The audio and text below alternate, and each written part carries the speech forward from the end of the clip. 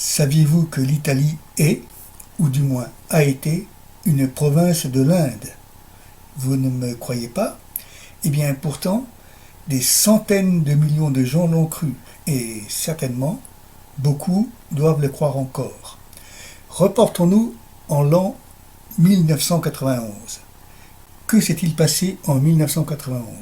Rajiv Gandhi vient d'être assassiné. Qui était Rajiv Gandhi? Le fils d'Indira Gandhi, elle-même assassinée par ses gardes du corps, deux Sikhs.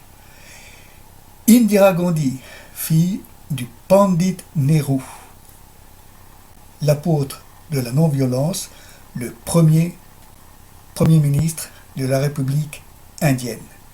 Rajiv Gandhi, donc fils d'Indira Gandhi, fut assassiné lui aussi en 1991. Par qui? Par une militante tamoule.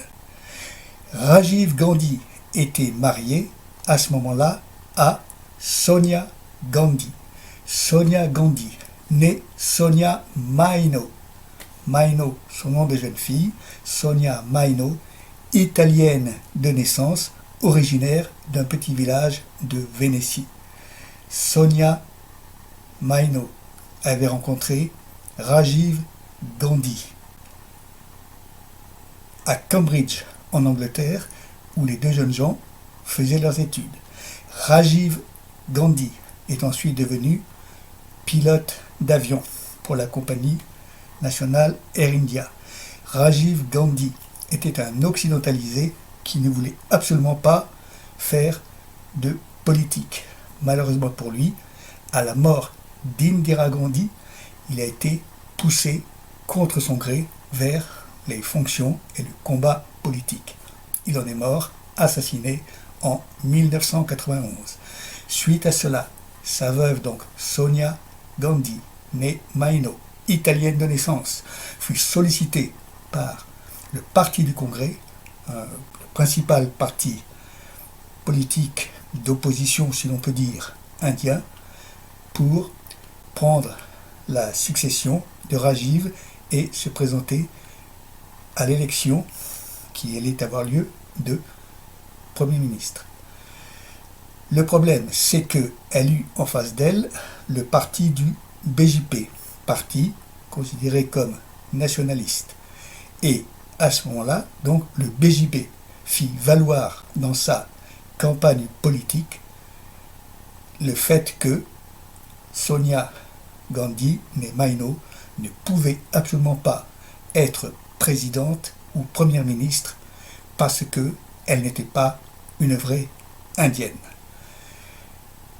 Pour contrer cet argument qui avait force de loi et arrivait à convaincre beaucoup d'Indiens, puisqu'à cette époque-là, la plupart des Indiens étaient très nationalistes, ou du moins, on pourrait dire, normaux, selon la façon dont on se place.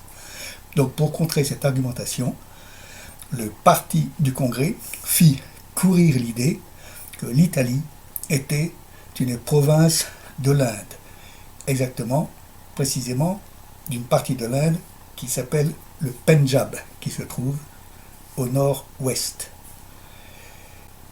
Grâce à cette affirmation, donc qui fut crue par beaucoup de gens, Sonia Gandhi obtint une certaine sympathie auprès de la population et elle faillit être élue. Mais au dernier moment, elle renonça. Elle renonça cependant provisoirement, puisqu'après, en 1998, toujours poussée par le parti du Congrès qui voulait à tout prix donc se servir d'elle et de son nom prestigieux de Gandhi, puisque Indira Gandhi, je rappelle, était la petite fille, la fille du fameux Pandit Nehru, personnage très respecté, organisateur de l'indépendance indienne et aussi présenté comme apôtre de la non-violence. Donc il importait pour le parti du Congrès de mettre en avant Sonia Gandhi. Malgré le handicap de son origine italienne, sur laquelle se basait le parti opposé, le BJP, pour faire valoir ses arguments, et bien malgré cela, Sonia Gandhi fut élue 4 fois à la tête du Parti du Congrès, 4 fois présidente du Parti du Congrès. Voilà.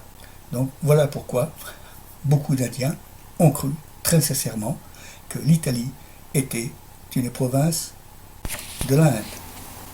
Notez bien qu'il n'y a pas de lien de famille entre le Mahatma Gandhi, reconnu comme père de la nation indienne, et Indira Gandhi.